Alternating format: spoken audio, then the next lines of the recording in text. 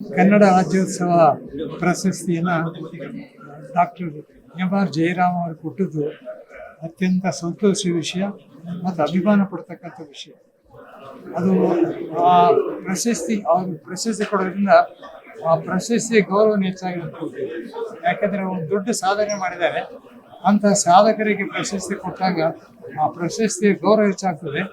ಜೊತೆಗೆ ಬೇರೆಯವರು ಕೂಡ ನಾವು ಆ ಥರ ಒಂದು ಸಾಧನೆ ಮಾಡತಕ್ಕಂಥ ಒಂದು ಪ್ರೇರಣೆ ಸಿಗ್ತದೆ. ಮತ್ತು ಈ ಪ್ರಶಸ್ತಿ ಅವ್ರ ಮೇಲೆ ಇನ್ನೂ ಹೆಚ್ಚಿನ ಜೀವನ ತಂದಿದೆ. ಇನ್ನೂ ಹೆಚ್ಚು ಸಮಾಜಕ್ಕೆ ಸೇವೆ ಮಾಡಬೇಕಂತ ಅವರು ಮುಂದಿನ ಕಾಲಗಳಲ್ಲಿ ಸೇವೆ ಮಾಡ್ತಾರೆ. ಆ ಶಕ್ತಿ ಭಗವಂತನ ಅವ್ರಿಗೆ ಕೊಡಲಿ, ಅವ್ರು ಭಾಳ ದಿವಸ ಬದುಕಲಿ, ಆರೋಗ್ಯ ಚೆನ್ನಾಗಿರಲಿ, ಕುಟುಂಬದಲ್ಲಿ ನೆಮ್ಮದಿ. ನಿಮಗೆ ಮಾಧ್ಯಮದಲ್ಲಿ ಕೆಲಸ ಮಾಡುವ ಆಸಕ್ತಿ ಇದೆಯಾ? ಹಾಗಾದ್ರೆ ಕರ್ನಾಟಕ ಟಿವಿ ಡಿಜಿಟಲ್ ಮೀಡಿಯಾದಲ್ಲಿದೆ ನಿಮಗೆ ಒಳ್ಳೆಯ ಅವಕಾಶ.